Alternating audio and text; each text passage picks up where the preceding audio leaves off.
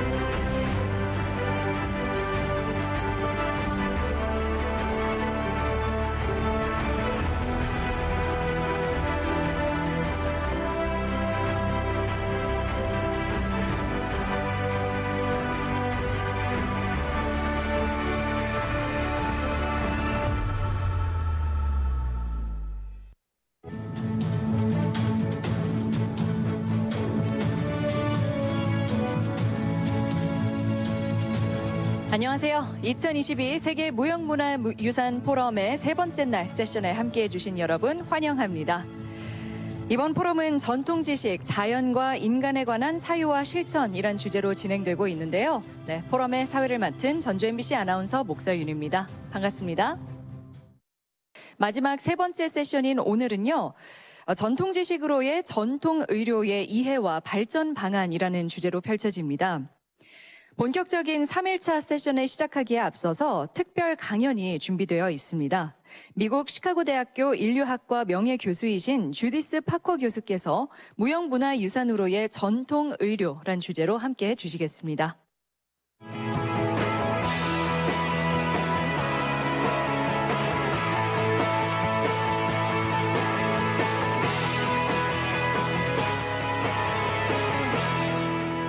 I want to take the title of this talk as a question. 네, 저는 오늘 특별 강연의 제목을 질문으로 여러분들께 여쭤보고 싶은데요. 전통의학은 전 세계에서 볼 수 있는 거대하고 다양하며 대중적인 관습 분야입니다. 전통의학이 무형문화유산으로 인정될 수 있는가?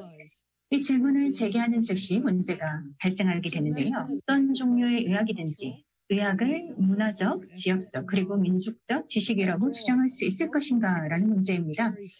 문화와 그리고 지식이라는 부분과 관련해서 저는 이 강연의 두 번째 부분에서 여러분들이 중국 남부 산악 지역에 살아있는 치유유산들을 이해하는 데 도움이 될 현장 사파 메모를 공유하고 또 보여드리고자 합니다.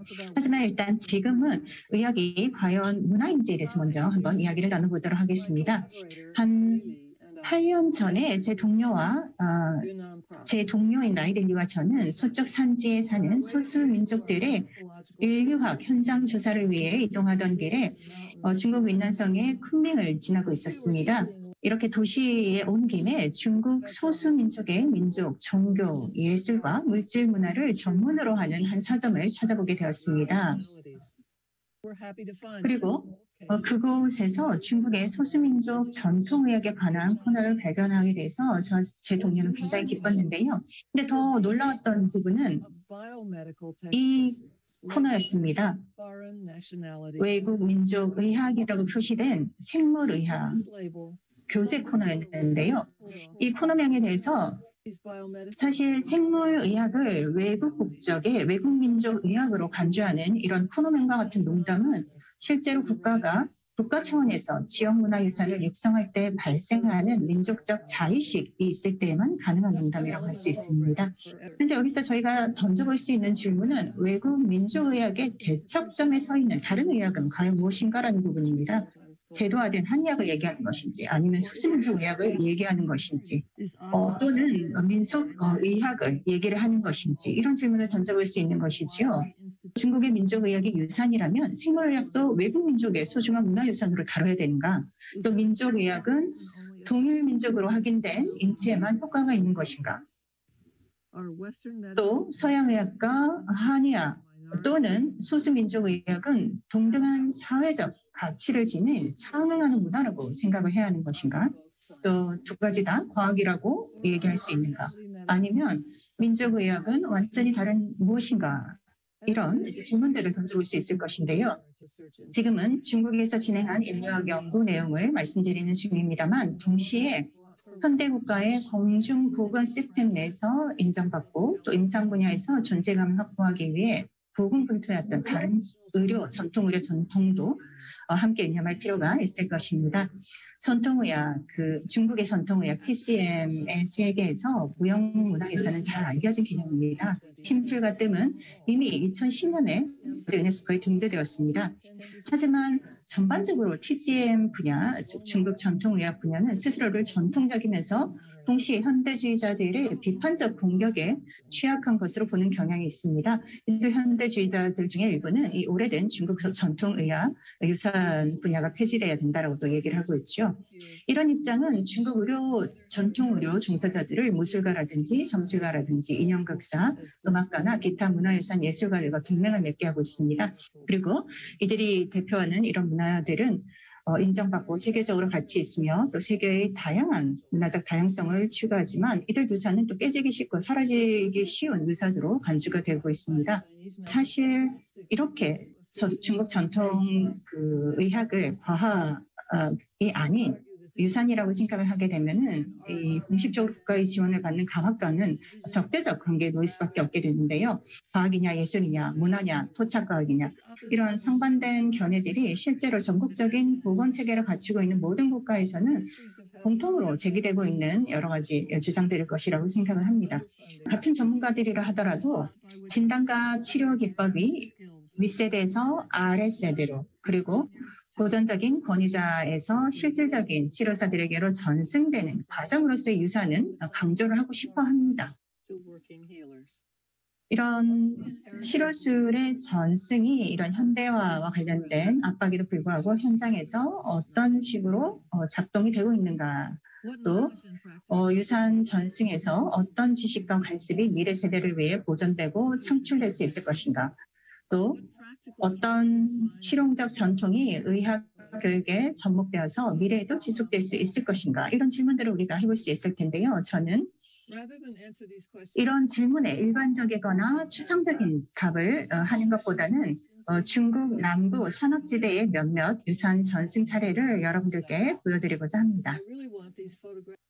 지금 보시는 포스터 같은 경우에는 1940년대를 배경으로 한 포스터인데요. 그 당시는 지역의 여러 약초가 모든 의료용품이 부족해서 고통받는 흥분에 대한 봉사로 여겨지던 시절이었습니다. 공적인 교육 자료로 이 약초사가 만든 이 자료도 한번 눈여겨보시고요. 열렬하게 이 젊은 병사들이 필기를 하고 있는 모습도 눈여겨봐 주시기 바랍니다. 그리고 시연하고 있는 내용도 볼 수 있는데요. 이런 식으로 이제 실제 약초들을 보여주면서 약초사가 교육을 해왔던 것으로 보여집니다. 젊은 맨발의 의사가 이 마을의 약초사에게 여러 가지 질문을 하고 기록을 하는 모습을 볼 수 있는데요. 약초를 채집을 하면서 이와 관련된 내용들을 실제로 이제 기록을 하고 있습니다. 또 다른 포스터입니다. 특히 이제 이 마을의 보건소의 모습을 그리고 있는 포스터라고 말씀을 드릴 수 있고요. 마을의 보건소 의사와 그리고 현지 로컬 지식을 갖춘 약주사 간의 세대 간 협업을 이제 보여주고 있는 포스터라고 할 수 있습니다. 광시의 예를 들면 교육을 잘 받고 인증된 임상의로 활동하는 이 젊은 분, 이분은 아버지와 할머니로부터 주앙 의료라는 이 지역의 의료를 배웠고 아버지께서는 현재도 마을에서 활발하게 활동 중이었습니다. 이 사진에서는 리리의 두통을 치료 중인데요. 아버지께서 잘하는 것으로 알려진 촉각 방법으로 치료를 하고 있습니다. 이 비교적 젊은 의사는 시골에서 중앙치료사들과 현장 조사를 자주 나갔는데요. 자신이 아직까지도 이 지역 의학 지식에 대해서 배울 것이 많이 남아있다고 생각을 했습니다. 그리고 이곳에서 그는 직접 이 등의 전문적인 이 과샤 치료를 받고 난 후에 이 가정 텃밭에서 마을 어르신과 약초에 대해 공부를 합니다. 또 이분은 이 지역에서 알려진 열사병과 유산 샤병을 치료할 수 있는 여러 가지 치료법에 대해 발표를 하고 있습니다. 이런 모든 작업은 일종의 풀뿌리 유산 프로젝트의 일환입니다. 이런 주제에 대해 출간한 작업물은 과학적으로 보이지만 이걸 토대로 사실 임상 실험을 도출하기는 굉장히 어렵습니다. 또 원난성의 리스와 티베트 현에서 어렸을 때 이 지역에서 거주하던 유명한 티베트 라마에게 가르침을 받은 의사를 만났습니다. 치료사죠. 그는 자신이 알고 있는 것을 손자에게 가르치고 있습니다. 여기에는 이제 그 현재 약초들이 나와 있습니다. 이 사진을 보시면 손자에게 약초를 알아보고 사용하도록 훈련을 시키기 위해서 인근에서 나는 약초를 채집해서 모아놓은 것입니다. 지금 보시는 분은 주앙 치료사입니다. 매년 열리는 약초 시장으로 유명한 작은 마을에서 치료를 하고 계신데요. 옆에 하얀색 임상 코트를 입은 여성이 딸입니다. 그래서 아버지를 돕고 있는데요. 아버지는 지금 9대 내려오는 도교 치료사이자 약초사입니다. 저희가 만난 가장 흥미로운 치료사 중 한 명은 살아있는 그 누구에게도 가르침을 받지 못한 분이었습니다. 물론 아버지와 할아버지가 같은 마을에서 치료사였습니다. 오히려 이분 같은 경우는 숲에서 채집을 하면서 자신만의 방법을 고안했다고 말했습니다. 이 리수 치료사이자 농부, 의사, 그리고 전 마을 서기는 아버지가 돌아가시고 난 직후에 공부를 하기 시작했다고 합니다. 숲에서 직접 배운다고 하였습니다. 그래서 이 지역의 약초를 어떻게 사용해야 하는지는 숲에서 직접 배운다고 했습니다. 채집한 약초를 명명하고 분류하는 자신만의 또 독특한 체계를 만들고 가지고 있습니다. 보시다시피 이렇게 여러 가지 주머니를 만들어 놓고 거기에 약초를 분류하고 보관하고 있습니다. 물론 또 이 의료유산 돌팔이라고 할 수 있는 사람들도 많이 만났습니다. 이 약초사 같은 경우는 그 지역의 의료 관광에 깊이 관여하고 있었습니다. 그리고 희귀한 특산 의약품을 만병통치약으로 선전을 했습니다. 저희가 굉장히 회의적이었는데요. 이분께서는 아무것도 숨기려 하지 않았습니다. 저희에게 텃밭, 약초밭도 기꺼이 보여주셨습니다. 그러면서 만병통치약의 비밀을 절대 발견할 수 없을 거라고 확신을 했습니다. 약초가 어디서 자라는지 보여줄 수는 있지만 그곳을 다시 찾을 수도, 언제 수확하고 어떻게 약으로 만드는지 또 임상적으로 어떤 상황에서 써야 하는지 절대 알 수 없을 것이라고 자신했습니다. 이런 모든 것은 아주 오랜 기간 제자로서 경험을 쌓아야만 알 수 있다고 했습니다. 또 스스로를 홍보를 했던 분이시죠. 근데 이 스스로를 홍보하는 또 다른 이 흥미로운 분은 투지와 국적의 마을의 모범의사였습니다. 많은 상을 또 받으셨는데요. 자택 거실에서 이제 심장병 환자를 치료하고 있습니다. 집안에 아주 큰 약방을 가지고 있고 아주 능수능란하게 이 약방에서 약초를 가져다 사용하십니다. 이 치유사는 자신의 능력을 지식으로 만들기 위해서 노력을 많이 들인 것 같은데요. 이 보시다시피 이런 차트를 직접 만들어서 우주와 신체의 상관관계에 대해 설명을 하십니다. 이분은 카이 선생님입니다. 먼 서쪽의 윈난성의 쌀윈강 상류에 있는 마을의 의사입니다. 카이 선생님과 이야기를 나누며 이분이 가지고 계신 오래된 강의 노트를 감상하고 있을 때 손녀가 저희 가까이 붙어서 저희와 마찬가지로 이런 할아버지의 여러 가지 작업에 완전히 매료가 되었습니다. 오른쪽에 계신 분이 주 선생님이십니다. 주 선생님께서는 아들과 함께 마스터 스튜디오 클리닉에서 지금 이런 진료를 하고 있습니다. 이 클리닉은 2008년 대지진 이후에 설립이 되었는데요. 주 선생님은 문맹자로 등록이 되어 있기 때문에 정식으로 자격증을 취득할 수 없습니다. 그렇지만 그럼에도 불구하고 환자들에게 인기가 굉장히 많습니다.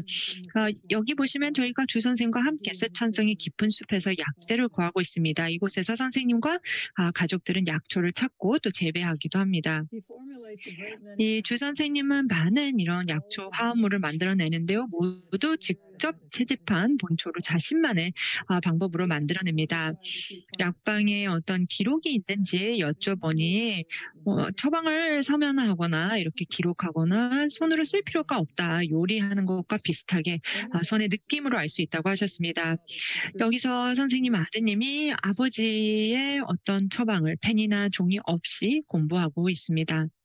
저 이제 마무리를 지을까 합니다. 저는 이런 사진을 이용한 어떤 현장 기록이 유산학자들에게 공동체 전통 치유사들이 이들의 전통 지식, 기술, 그리고 관습을 어떻게 전승하고 있는지에 공감할 수 있는 이미지가 될 수 있기를 바랍니다. 이 이야기 행간에 읽을 필요가 있을 것 같습니다. 우리가 소수민족의 지역 지식, 유산, 문화의 미래를 보장하는 것이 얼마나 어려운 일인지를 알 수 있기를 바랍니다. 지역 지식의 미래를 확립하기는 쉽지 않을 것입니다. 이 원로들의 자녀와 손자 중 이런 식물, 신체, 신, 조상들의 이런 무형성의 미묘한 부분에 관심 있는 사람들이 거의 없습니다. 더구나 대부분의 치료사들이 말하기를 이런 전통과 기술 그리고 관습은 사실 추상적으로 전달될 수 없다라고 하셨습니다. 여기 보여드린 슬라이드에서는 우리는 교사들과 몇몇 어린 학생들이 굉장히 구체적인 것들, 그러니까 약초와 신체를 손으로 만지고 눈으로 확인하는 것을 보았습니다. 저희를 만난 많은 산학 치료사들이 주장을 해왔습니다. 의학 전문가들은 그저 교재를 가지고 교실에서만 그들의 지식을 가르칠 수가 없다고 했습니다.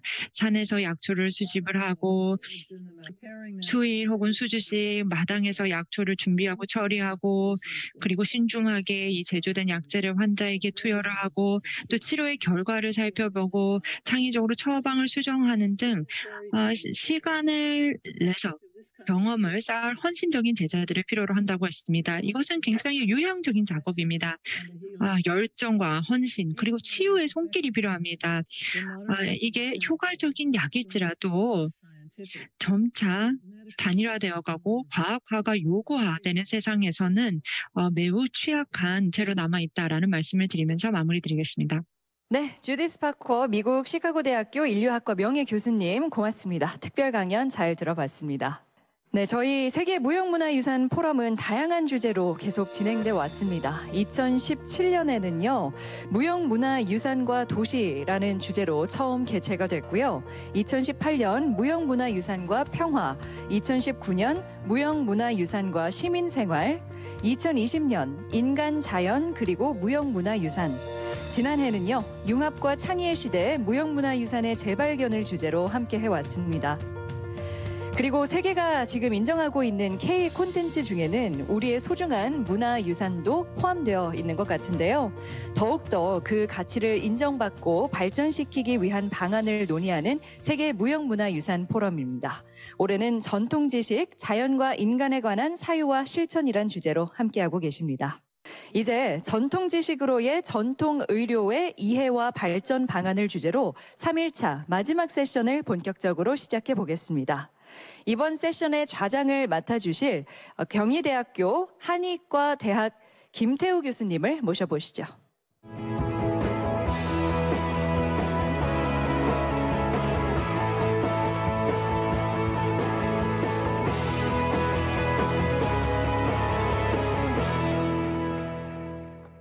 예, 오늘 3세션의 주제는 전통의료의 이해와 발전 방안입니다. 예, 인류는 자연으로부터 많은 다양한 재료를 활용하여 건강 관련 치유 행위를 그동안 발전시키고 전승해 왔습니다. 각각의 지역에서 각각의 문화마다 다양한 어떤 기후, 토양, 지리의 어떤 그런 특징 속에서 다르게 존재하는 어떤 그런 유산들을 그리고 자연의 어떤 그런 제재들을 인류는 그 지역적 특징을 바탕으로 다양한 전통 의료 재료와 치유 방법을 보유하고 발전시켜 왔습니다. 예, 이 전통 의료 지식과 관습은 공동체의 사회문화에 뿌리를 내리고 인류의 높은 삶의 질과 양질의 의료에 기여해 왔습니다. 이번 전체 그 3일 동안에 세계 무형문화유산 포럼의 전체 주제가 전통 지식, 자연과 인간에 관한 사유와 실천입니다. 여러 가지 어떤 전통 지식이 있겠지만은 특히 이 전통 의료에 관한 지식은 특히 인간과 자연의 어떤 그런 연결성 속에서 드러나는 어떤 그런 지식이 되겠습니다. 우리가 한의학 같은 경우에도 인삼이라는 자연에 있는 그런 재료를 통해서 치유를 하죠. 그리고 서양의학에서도 어떤 이 새로운 어떤 약물들을 만들어서 치유를 한다든지 아니면 여러분들 잘 아시는 노니 같은 어떤 그런 하와이에서 사용한다는 어떤 그런 약재들도 그 자연에서 가져와서 인간과의 관계 속에서 새로운 어떤 그런 의료가 만들어지고 진행되고 발전되고 있습니다.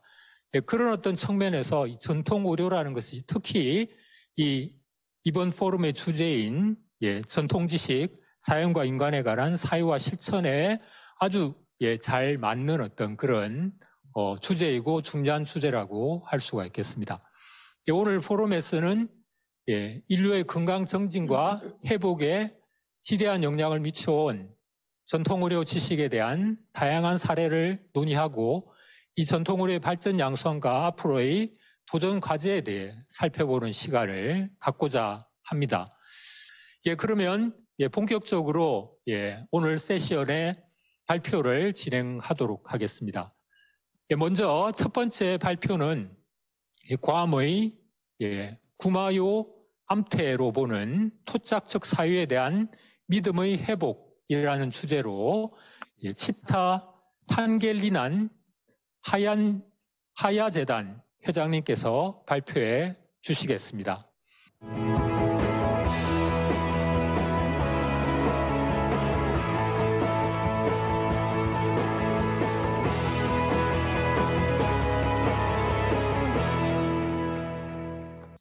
전통적인 치유, 관습 같은 것들을 저희가 계속 증진하고 보존해 나가는 것이 필요할 것이라고 생각을 하는데요. 마리아나 제도의 구마요원티 전통 치료술에 대해서 저는 오늘 좀 말씀드리고자 합니다. 그리고 앞으로 어떻게 전수해야 될지에 대해서도 말씀을 드리고 싶은데요. 참으로의 어떤 전통적인 그런 의학, 관습이라고 말씀을 드릴 수 있습니다. 3,500년 동안 지속되어 온 전통이라고 말씀을 드릴 수 있고요. 보시는 것은 저희의 힐러들, 치유사들과 멘토들입니다. 전통적인 치료라는 것은 전체론적인 것입니다.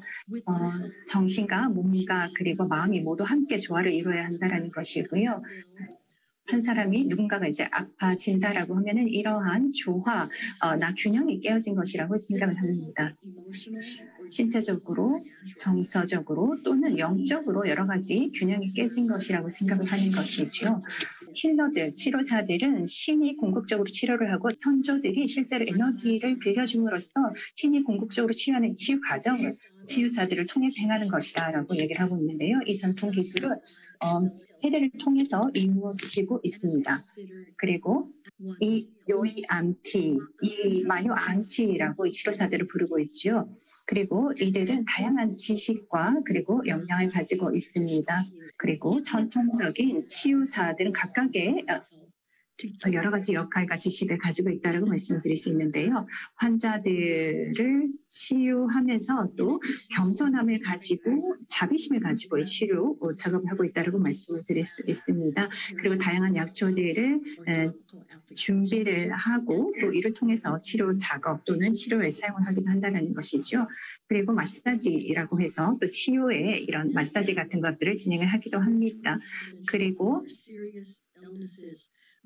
더 심각한 질병 같은 경우에는 챈틴이라든지 특별한 의식, 제례 같은 것들을 통해서 영적인 또 도움을 구하기도 합니다. 사실 이 환자들의 연령이라든지 교육 정도라든지 그리고 경제 상황에 따라서 사실 환자들 같은 경우에는 서양 의학의 도움을 받았으나 치료에 실패한 경우에 이 전통 치료사들을 찾아오는 경우가 많다는 것입니다. 아니면은 좀 더 현대 의학보다는 좀 더 자연 친화적인 치료를 선호하는 사람들이 또 이런 전통 치료사들을 찾고 있다라고 말씀드릴 수 있습니다. 환자들은 실제로 이제 치료가 끝난 뒤에 치유사들에게 현금이라든지 음식이라든지 실제로 치료사가 필요로 하는 물건 같은 것들을 전달을 함으로써 감사의 또 인사를 전하고요. 또 이런 전통사들은 실제로 이런 균형과 그리고 조화를 가져오는 자연 그리고 신에 대한 감사로 치료가 끝난 후에 또 감사의 의식을 지내기도 합니다. 이 치유사들은 공감 능력이 뛰어난 사람들이라고 말씀을 드릴 수 있고요. 또 실제로 자신들이 받은 이런 치유의 선물을 사람들에게 베품으로써 상호 호혜적인 관계를 가져간다라고 생각을 하고 있습니다. 하지만 현실적으로 우리의 치료사 전통 치료사들은 굉장히 어려운 환경에 직면해 있습니다. 실제로 저희는 수백 년 동안 이제 식민 지배를 받아오면서 식민지에서 실제로 이런 전통 치유술 그리고 치유사들이 위협으로 느껴졌기 때문에 이들은 비밀리에 치료 활동을 해왔다라고 말씀을 드릴 수 있습니다. 그리고 마트구시 기할레타라고 이제 말씀드릴 수 있는데요. 이런 전통적인 부분으로부터 계속적으로 괴리가 되고 있고 이탈되고 있다라고 말씀을 드릴 수 있습니다. 그런데 최근에 많은 괌의 전통적인 치유사들이 더 이상 치료를 할 수 없게 되고 또 연로해서 이제 고령으로 인해서 사망하게 됨에 따라 저희는 사이판 그리고 티니안의 다른 또 치료사들을 함께 연합해서 도움을 받고 또 프로그램을 만들기 위해서 노력해 왔습니다. 특히 이제 13개국의 여러 전통 치유사들을 초빙해서 저희가 또 페스티벌을 진행을 하기도 했었습니다. 그리고 이를 통해서 이런 전통 치유사들을 함께 묶어줄 수 있는 네트워크가 필요하다. 그래서 힐러들의 컨소시엄이 필요하다라는 것을 또 깨닫게 되었고요. 그리고 보시는 것처럼 이렇게 치료를 받기 원하는 사람들이 매년 2배 이상 늘어나고 있습니다. 현재 한 7,500명 정도 그리고 그 이상의 환자들을 치료를 하고 있습니다. 저희 또 괌 대학교에서 관련된 커리큘럼을 개발하기도 했고요. 학생 인턴 제도를 또 만들기도 했었습니다. 그중에 한 분이 사르나 베르스키이고요. 특히 이제 공동체를 통해서 이 공동체의 개입 그리고 또 공동체의 교육을 통해서 이러한 전통적인 토착 지식의 지속 가능성을 저희는 확보하려고 노력을 하고 있습니다. 전통적인 또 치유 이런 전통을 가진 주변의 섬, 주변 도서 지역의 사람들과 함께 연대해서 저희가 연계한 프로그램을 계속 진행을 하고 있고요.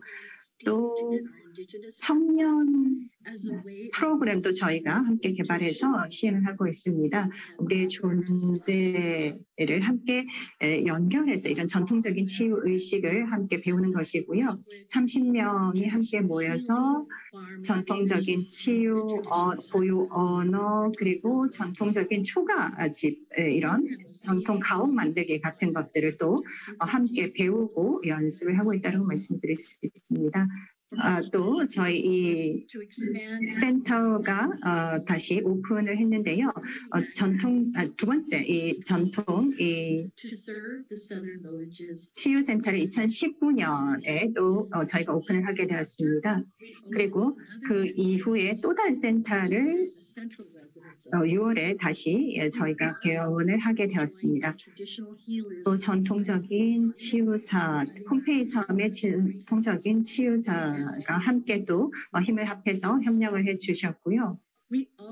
또 연구소도 저희가 마찬가지로 구마파라 히네 몰로라는 또 리서치 센터도 오픈을 할 수 있게 되었습니다.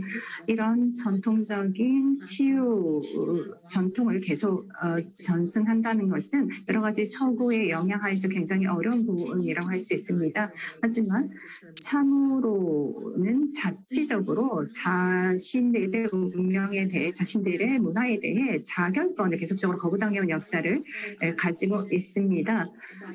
따라서 우리의 지역적인 공동체와 그리고 치유사의 전통을 계속적으로 살려나가는 것이 저에겐 굉장히 중요한 부분이라고 할 수 있습니다. 그리고 이 3,000명 이상의 사람들이 이런 치유센터, 전통치유센터를 통해서 많은 혜택을 받고 있다는 것이고요. 또 여기서 음용수라든지 또 어떤 식으로 문화적인 전통 지식을 이용해서 경장이라든지 이런 것들을 할 수 있는지 가옥들을 만들고 이런 것들에 대해서 교육을 하고 또 계속적으로 공유하고 있고요. 또 도제 프로그램도 저희가 계속적으로 진행을 하고 있습니다. 실제로 젊은이들이 함께 치유사, 전통 치유사들, 그 고령의 전통 치유사들과 함께 2016년부터 도제 프로그램을 진행을 하고 있다고 말씀을 드릴 수 있습니다. 이런 여러 가지 환경들을 고려해서 저희는 이런 도제 프로그램이 유기적으로 진화하고 발전할 수 있을 것이라고 생각을 합니다. 이만조 안티시아를 통해서 저희는 많은 시간과 노력이 필요하지만 이런 전통적인 치유의 관습을 계속 가져갈 수 있을 것이라고 생각을 하고요. 또 이와 관련해서 다양한 뭐 상이나 이런 것들 또 이런 노력들을 인정하고 공식적인 프로그램에서 인정하는 그런 노력들도 같이 이루어졌다고 말씀을 드릴 수 있습니다. 그리고 63년에 전통 치유의 공적을 인정받아서 또 공헌을 치하하는 상을 또 이 전통 치유사에게 수상하게 됐었습니다. 마마타와 인더너비 딜라도 또 명예 괌대학으로부터 명예 석사 학위를 받기도 했었습니다. 특히 이제 실제로 저희 치유센터를 찾아와서 테러를 하거나 이 센터를 파괴하는 이런 시도들도 있었습니다. 이런 분들, 이런 여러 가지 도전 과제나 어려움에도 불구하고 저희는 계속적으로 저희의 활동을 진행하기 위해서 노력을 하고 있다라고 말씀을 드릴 수 있는데요. 저희는 저희의 공동체의 사람들 그리고 이런 전통 치유사들의 노력에 감사를 드립니다. 실제로 저희가 센터가 파괴된 것과 같은 역경을 견뎌내면서 저희는 우리의 실수와 약점으로 겸손해지고 동시에 성장하고 강해졌습니다. 이런 경험을 하고 때로는 우리의 목적의 의문을 제기할 정도로 고통스러웠지만 아버지와 같이 공동체로부터 사랑과 지지 그리고 재원과 함께 우리가 앞으로 나아갈 수 있는 에너지와 힘을 느낄 수 있었습니다. 네, 감사합니다. 그럼 두 번째 발표자를 모시도록 하겠습니다. 다음 발표의 주제는 태국의 타이 마사지의 전통 의료입니다. 누아드 타이로 보는 무형문화유산으로서 전통 치유 관습에 대하여 프라포즈 파트라카드 태국 민속치유협회 자문위원님의 발표가 있겠습니다.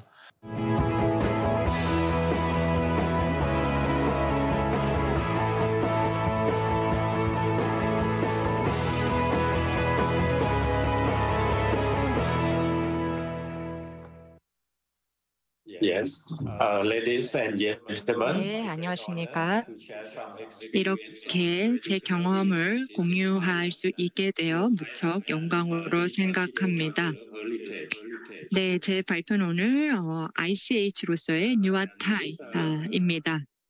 신체적 접촉이라는 것은 태어날 때부터 인간에게는 선천적으로 편안하고 위로가 되는 행위입니다. 엄마들을 보면 우는 신생아를 달래고 진정시키기 위해서 자연스럽게 껴안고 문지르고 쓰다듬죠. 마사지는 사람들이 자신이나 다른 사람의 근육 통증과 경직을 완화하기 위해서 몸의 다양한 부위를 주무르거나 문지르거나 또는 압력을 가하는 방법으로 사람의 손길의 치유력을 활용을 합니다. 그리고 마사지 치료를 고대 문명에서 사용했다는 고고학적 증거들이 중국, 인도, 이집트, 그리스에서 메소포타미아에 이르는 많은 문명에서 발견되고 있습니다. 최초의 기록은 기원전 2400년경에 만들어진 것으로 추정이 되는 이집트 사카라 지방의 앙만토르의 무덤에서 발견되었습니다. 동남아시아에서 가장 오래된 마사지 전통 중 하나인 누에타이는요, 수완나푸음으로 알려진 지역의 고대 문화와 사람들로부터 생겨 챙겨놨고 또 치유 지식과 실천의 체계로 그 이후로 계속해서 발전을 해왔습니다. 여기 보시는 것이 수완나품의 지역이고요. 그 의미는 금의 땅입니다. 황금의 땅입니다. 수완나품은 오늘날의 중국 남부, 동남아시아 본토, 보르네오 섬, 필리핀 남부, 인도네시아 본토까지 이르렀던 광대한 지역으로 추정이 되고 있습니다. 5,000년에서 7,000년 전부터 동남아시아의 사람들은 쌀을 주식으로 경작하기 시작했습니다. 그리고 한 3,000년 전부터 가장 중요한 재료인 철을 재련하는 능력이 널리 퍼졌습니다. 도구를 만드는데 가장 중요한 재료가 철이죠. 그리고 이때 당시에 종교적인 신앙은 또 종교 체계는 애니미즘이었습니다. 수완나품 지역 내에 불교가 전파가 됐는데요. 부처가 서거한 이후에 235년이 지나서 아소카 대왕 아래 부처의 가르침이 담긴 연행이 열렸고 이때 9개의 선교단이 보내어져 불교의 가르침을 인도 너머로 전파했습니다. 저는 불교의 영향 그리고 동남아시아의 이 전통 의학에 미친 영향에 대해서 말씀을 드리도록 하겠습니다.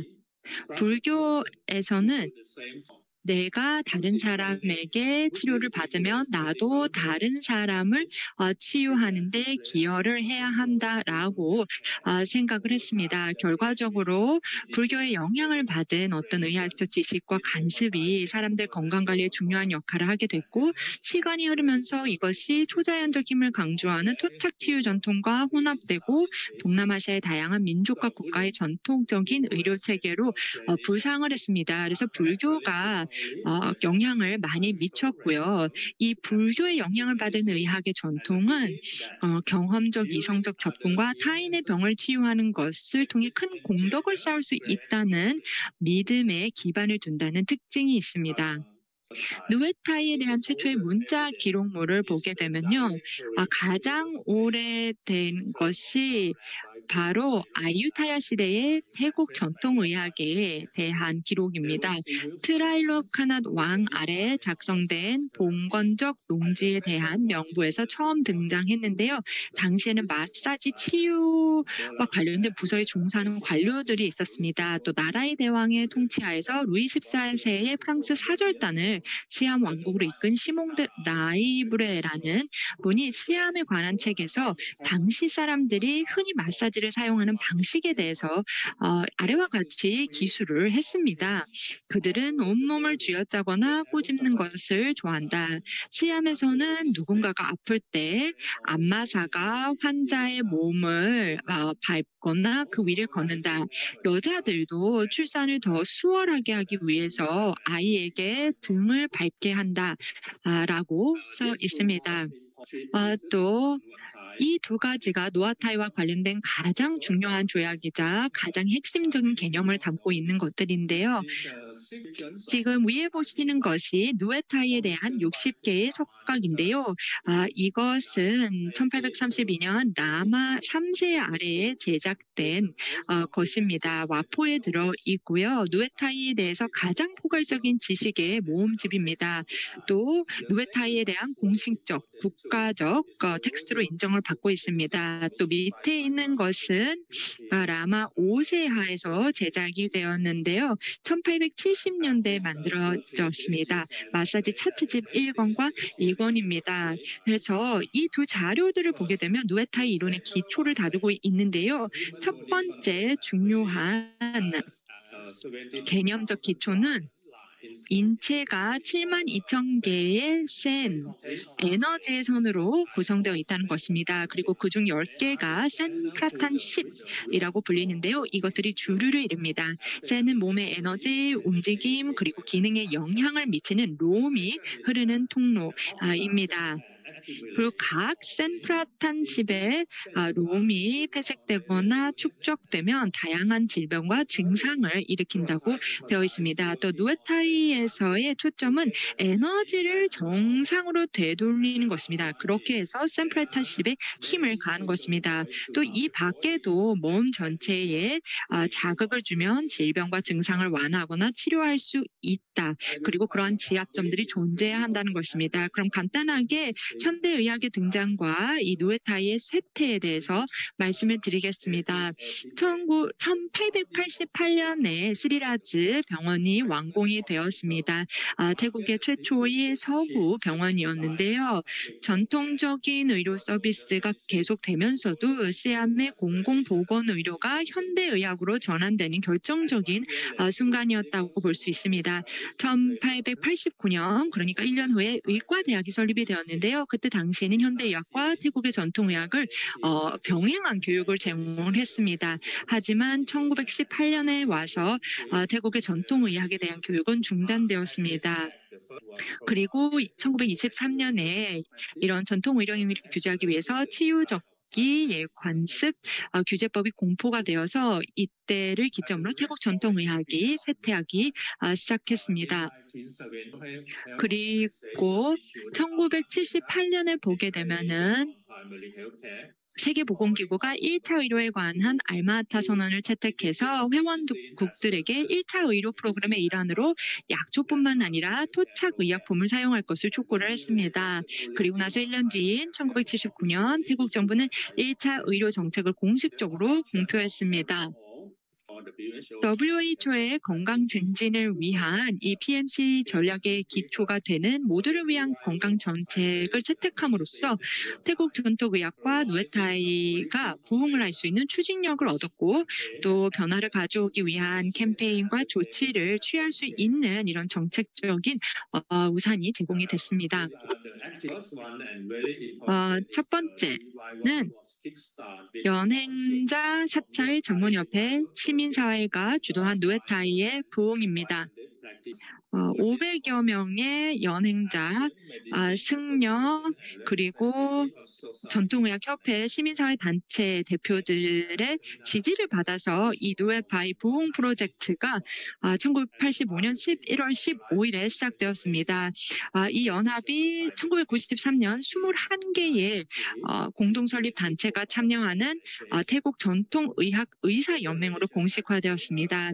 그래서 이제 정부가 누에타이를 공공 보건 서비스의 일부로 제공할 의무를 갖게 되었습니다. 국가보건보장법에서요. 지금은 누에타이가 태국 국민들 사이에서 굉장히 인기가 좋습니다. 거의 모든 마을에서 누에타이가 연행되는 것을 볼 수가 있습니다. 그래서 태국 전역에서 북쪽, 남쪽, 동남쪽, 중부 지역에서 다 누에타이가 연행이 되고 있습니다. 마지막으로 태국 문화, 삶의 방식 그리고 전통 지혜 속의 누에타이에 대해서 말씀을 드리겠습니다. 누에타이는 사실 태국인의 삶에 없어서는 안 될 부분으로서 자리를 잡고 있습니다. 환자를 치유하는 것을 통해 큰 공덕을 쌓는다는 핵심 가치에서 볼 수 있듯이 사실 불교에 굳게 기반하고 있습니다. 누에타이 연행자들은 다른 사람들의 어떤 유체적인 고통을 덜어줌으로써 그들이 모든 고통의 끝을 향한 길을 따라가는 이 달마 수련을 추구할 수 있도록 도울 수 있다고 생각을 합니다. 감사합니다. 그럼 발표 마치도록 하겠습니다. 네, 누에타이 마사지 메디슨에 대해서 말씀을 해주셨습니다. 특히 그 역사 그리고 지금의 상황, 앞으로의 어떤 그 방향성 같은 부분에 대해서도 말씀을 해주셔서 지금 누에타이가 어떻게 지금 타이에서 존재하고 있는지에 대해서 많은 분들이 이해를 하시는데 큰 도움이 되었을 거라고 생각을 합니다. 자, 그럼 다음으로 세 번째 발표자를 모시도록 하겠습니다. 세 번째 발표의 주제는 콜롬비아 유르파리 제규어 샤먼의 치유적 전통 지식과 의료 체계의 보호입니다. 이 발표는 마틴 앤드레이드 페레즈 콜롬비아 에리카 재단 연구원님께서 발표를 해 주시겠습니다.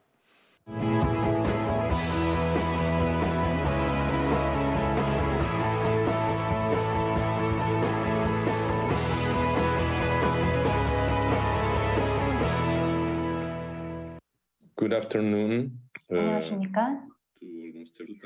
지금 보시는 것처럼 바우패스 주에서 1996년에 ACAIPI가 이제 발족이 되었고요. 파라 피라냐 강 주변 그리고 유리파리 유역은 유리파리 재규 영토 심장부라고 할 수 있습니다. 2,000명 정도의 거주민들이 살고 있고요. 그리고 사실 이 영역 같은 경우에 실제로 이 그레이트 유리파리 지역은 사람의 인체라고 이 토착민들이 믿고 있습니다. 위대한 공동체집도 있고요. 실제로 이 우리의 인체와 같은 유형의 인체로 이 더 그레이트 유로파리 영역을 이 토착민들은 생각을 하고 있는 것입니다.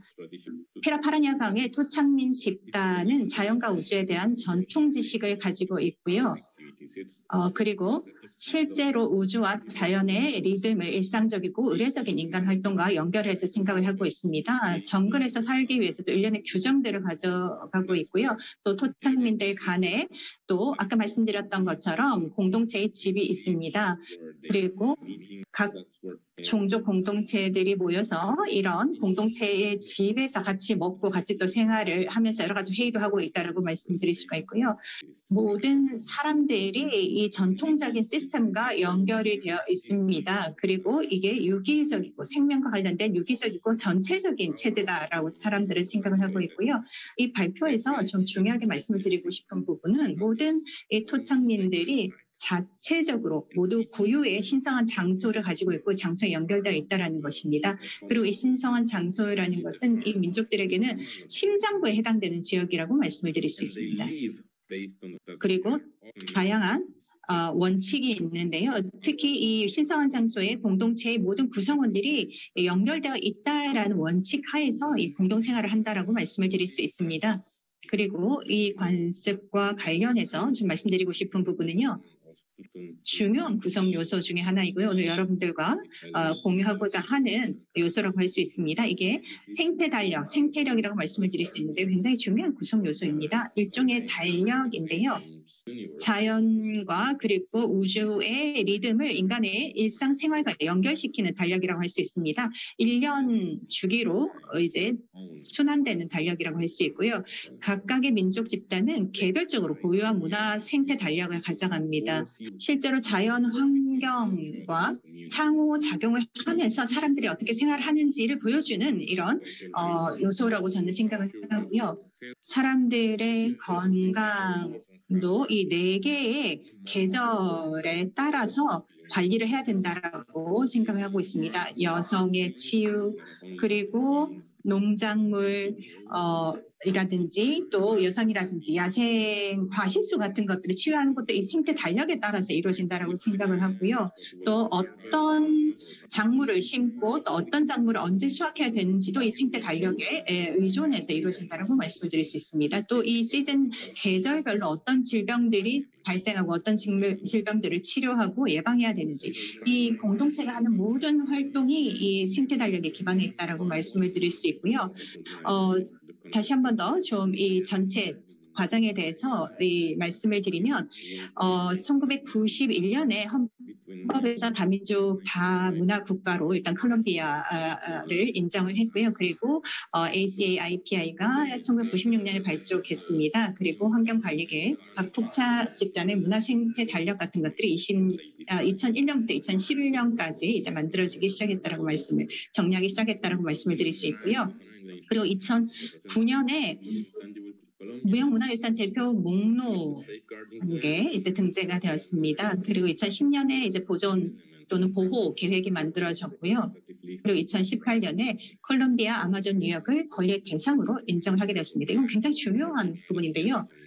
아마존 지역의 유역을 실제로 권리가 적용될 수 있는 대상으로 인정했다라는 의미에서 굉장히 중요한 부분이라고 할 수 있습니다.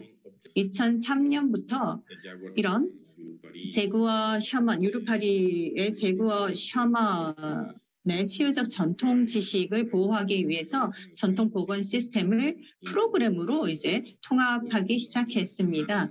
콜롬비아의 국가 보건 시스템에 통합하고자 하는 프로그램이 만들어진 것이고요.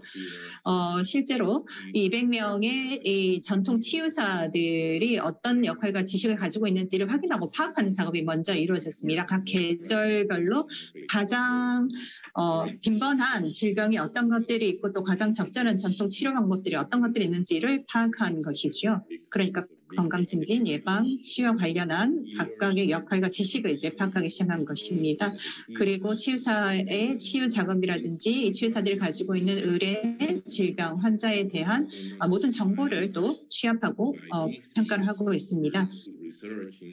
그리고 실제로 이들의 자체적인 방식으로 이 연구가 진행이 되고 있고요. 또 이런 모든 활동은 전통적인 의료 시스템과 서구 시스템 사이의 올바른 연결고리를 찾기 위한 것이라고 말씀을 드릴 수 있습니다.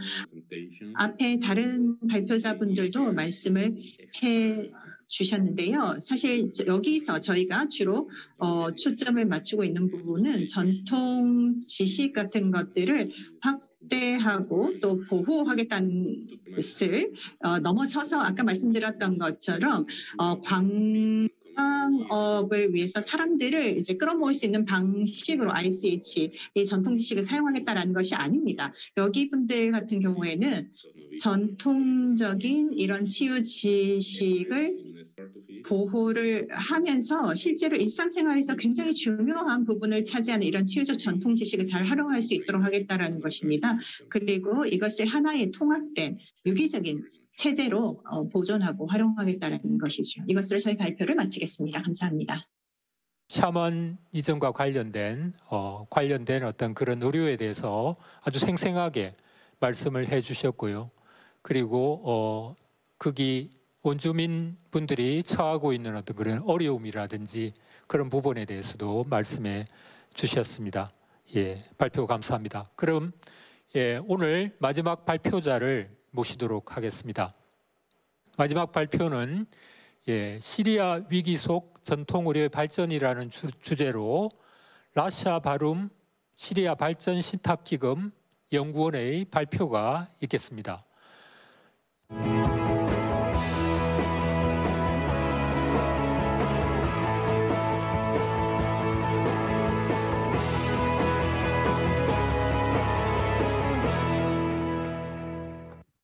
Ladies and gentlemen, good evening. 네, 안녕하십니까. 오늘 이 발표에서 저는 시리아 위기 속에서 시리아의 전통의학이 어떤 역할을 했는지에 대해서 말씀을 드리겠습니다. 고대 시대부터 시리아의 전통 의술은 다양한 질병을 치료하는 데 사용되어 왔습니다. 시리아 일부 연구센터에서는 일부 전통 의약품의 효과성에 대한 임상시험을 수행한 바가 있는데요. 효과성이 있다는 결과와 그렇지 않다는 결과가 혼재되어 나타났습니다. 시리아 위기 중에 이 일부 병원과 보건센터, 특히 이런 외진 곳의 시설은 인력과 물품 부족으로 문을 닫았는데요. 다른 시설들은 파괴되거나 병사들에게 점령당했습니다. 무형문화유산인 시리아 전통의학을 다시 사용하게 되면서 해당 지역의 사람들의 생명을 보존하고 안정감을 주는데 이 전통의학이 큰 기여를 하였습니다. 시리아의 전통 의학 같은 경우에는 이 아랍권의 전통 의학과 공유하는 부분이 많고 또 명칭을 많이 사용을 하고 있습니다. 그리고 많은 식물 그리고 동물 재료를 기반으로 치료하고 있습니다. 그리고 더불어서 뭐 이런 것을 통해서 이제 통증을 완화합니다. 또 영적인 치료도 같이 병행되는 경우가 있습니다. 그래서 저는 제가 말씀드리고자 하는 부분은 시리아의 이런 작은 농촌 사회에 대한 이야기입니다. 특히나 하디닌이라는 이 부족인데요. 아주 작은 이 부족 공동체입니다. 이 하디니안이라는 이 이름의 의미는 철의 사람들이라는 겁니다. 셰이크 무하마드 알 드루비라는 분이 만든 부족인데요. 예전에 이제 철을 재련하는 일을 했던 사람이죠. 이 부족 같은 경우는 이제 어려워졌을 때 전통 방식으로 돌아가면서 위기 중에 진흙으로 집을 짓고 또 가축의 배설물을 연료로 쓰고 또 치료를 위해서 전통 의술을 다시 행하기 시작했습니다. 핫시프라고 해서 전통 의학을 연행하는 사람이 있는데요. 이 하디니 부족에서 굉장히 이들의 위치가 굉장히 중요합니다. 하디니의 전통 의학을 보게 되면 자신들의 주위 환경에서 구할 수 있는 약초와 재료들로 사람들을 치료하고 있다는 것을 알 수가 있습니다. 기부스를 만드는 그런 전통법이 있습니다. 이 연령에 따라서 좀 다른데요. 이 골절이 났을 때 부목을 만들 수 있는 방법이 있습니다. 기본적인 이 부목을 만드는 메커니즘을 보면 밀가루를 사용합니다. 그리고 가르비누와 달걀을 섞습니다. 그래서 이 세 가지를 섞습니다. 그리고 일단 상처 부위를 닦고 뼈를 맞추고 그 다음에 헝겊에 재료를 놓고 이 골절 부위를 싸게 됩니다. 그리고 두 번째 이 전통 의료법은요, 나예라고 하는 것입니다. 사실 이제 뭐 산파로 알려져 있죠. 다른 곳에서는. 그래서 이제 이분 같은 경우에는 어머니, 할머니로부터 이제 이런 어떤 기술을 배웠고, 이분 같은 경우에는 조력자로 잘 알려져 있습니다. 그리고 이분 같은 경우에는 뭐 거의 구조자로 여겨지고 있는데요. 의사의 견주는 경험을 가지고 있기 때문입니다. 전쟁으로 인해서 산모 사망률, 그리고 영아 사망률, 그리고 임산부 사망률이 굉장히 높아졌었는데요. 그 이유가 병원에 갈 수가 없었기 때문입니다. 그런 시기에 이런 지방에는 나이애들이 굉장한 활약을 했습니다. 이 나이애들 같은 경우에는 뭐 공식적인 어떤 트레이닝이나 교육을 받은 것은 아닙니다만 임산부를 어떻게 다뤄야 할지, 또 아기 신생아는 어떻게 돌봐야 할지 이제 대대손손 할머니, 어머니로부터 배운 분들이죠. 제가 현장 조사를 나갔을 때 다이에 한 분을 만났습니다. 집안에서 이제 아이를 낳을 때 알코올이 없을 때는 물과 소금을 준비를 했다고 합니다. 그리고 신생아의 탯줄을 자르고 소독을 했다고 합니다. 그리고 이렇게 그 아이의 눈에 이렇게 검은색으로 칠하는 것은 이 아이의 눈이 감염되지 않도록 해주는 것이었습니다. 그 다음에 이제 또 부항이 있습니다. 이런 수제로 분 유리컵을 선호를 합니다. 이렇게 불을 붙여서 부항컵을 붙여서 치료를 하는 것입니다. 이 하디디엔의 부족은요, 전통적으로 부항을 많이 사용했습니다. 이를 통해서 체력을 강화하고 혈액순환을 도모한다고 믿었는데요. 그래서 남성과 여성 모두 부항을 받습니다. 그리고 부항을 뜰 때는 유제품을 먹을 수 없습니다. 그 이유는 칼슘이 들어있기 때문이죠. 칼슘이 있으면 이것이 혈압에 영향을 미쳐서 부항을 뜰 때는 칼슘을 든 이런 유제품을 먹지 않는다고 합니다. 그리고 이것은 아랍권의 어떤 관행에서 가지고 왔다고 합니다. 다음은 바로 기생충입니다. 시리아 위기 중에는 아무래도 이런 위생과 관련해서 부족한 부분이 굉장히 많았기 때문에 리슈만 편모충증이 굉장히 많이 참가를 했습니다.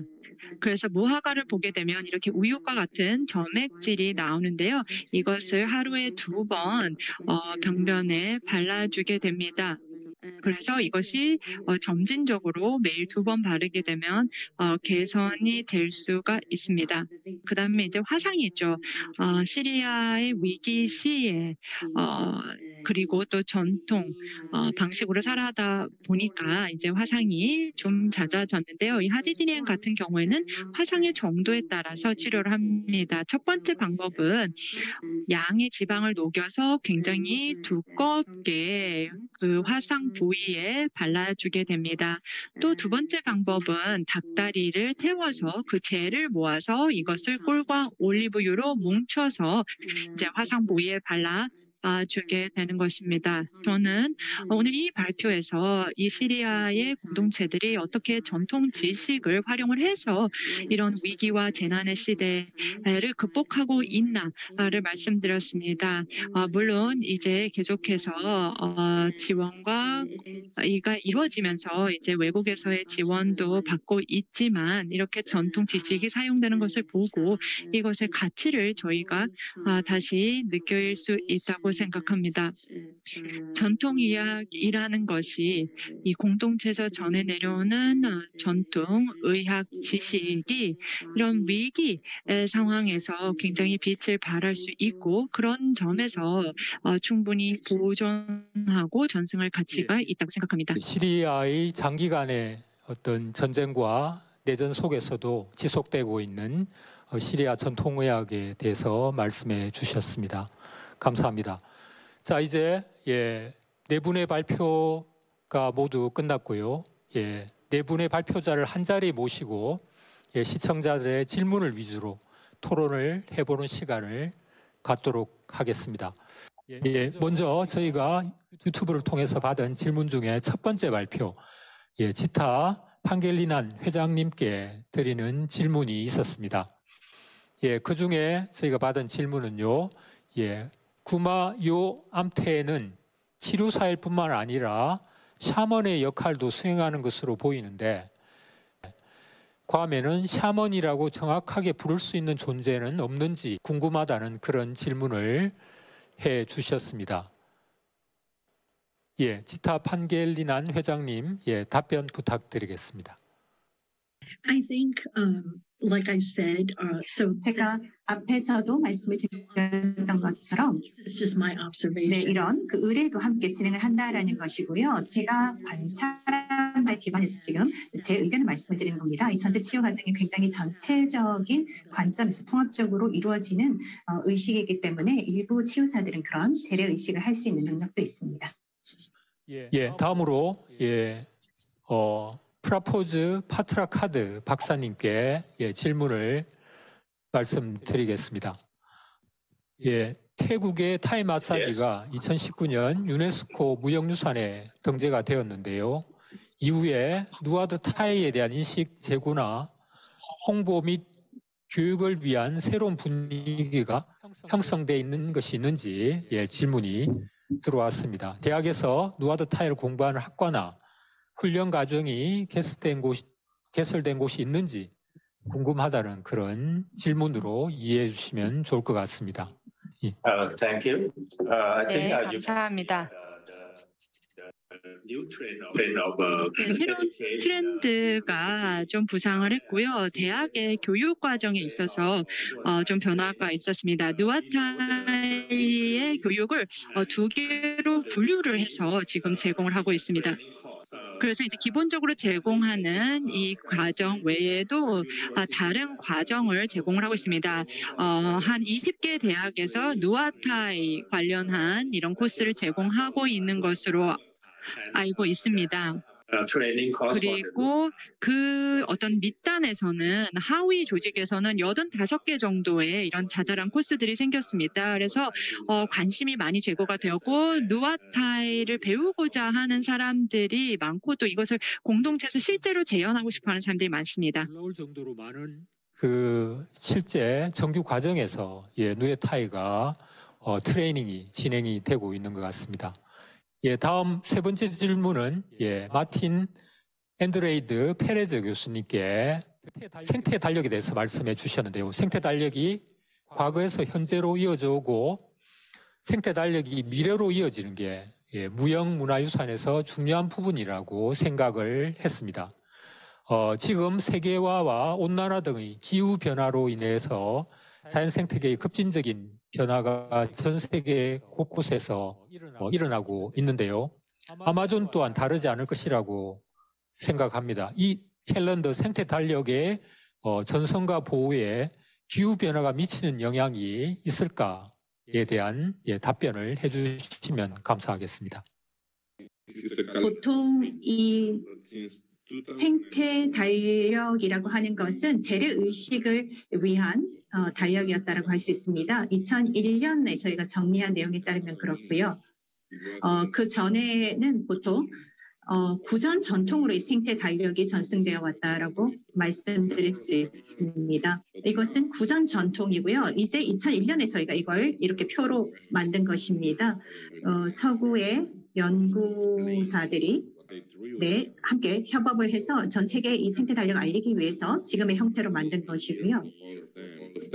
이 생태 달력은 매년 순환되는 계절을 표현한 것이고, 그리고 전통적인 치유사들은 이 달력의 계절에 기반해서 이런 여러 가지 치유 활동을 해왔다고 할 수 있습니다. 기후 변화로 인해서 이 생태 달력도 충분히 변경될 수 있다라고 생각을 합니다. 하지만 이런 변화는 지금까지 있어왔던 변화는 굉장히 사소한 변화였고요.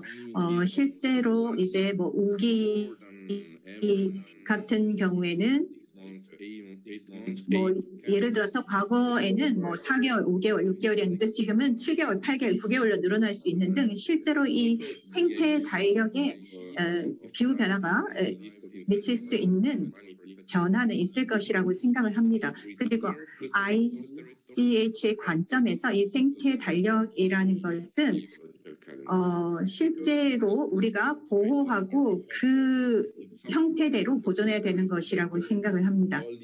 왜냐하면 이 생태 달력이야말로 이 생태 달력이 적용되는 지역의 환경을 가장 잘 반영하고 있기 때문입니다. 근데 저희가 지금 우려해야 할 것은 이런 그 기후 변화로 인해서 실제로 이 지역에 큰 변화가 일어날 것인가라는 부분입니다. 다음 네 번째 질문은 라샤바룸 선생님께 드리겠습니다. 장기간의 질문은 장기간의 전쟁 상황 속에서 전통적인 치료법으로의 회귀가 시리아의 비개발 지역 주민들에게 어떤 방식으로 기여하는지, 그리고 이것이 삶의 방식의 변화에 기여했는지 질문을 드리고자 합니다. 현대의학의 빈 곳을 어느 정도 메울 수 있을 만큼의 충분한 대체제가 되고 있는지도 궁금하다고 질문 주셨습니다. 라샤바룸 선생님 답변 부탁드리겠습니다. 지난 5년간 위기가 좀 감소를 했습니다. 그래서 많은 지역이 이제는 안전해졌습니다. 이러한 지역들이 안전해졌을 때 저희가 이런 외진 곳 그리고 농촌 지역을 방문을 해서 이제 몇 곳에 대해서 저희가 기록을 했습니다.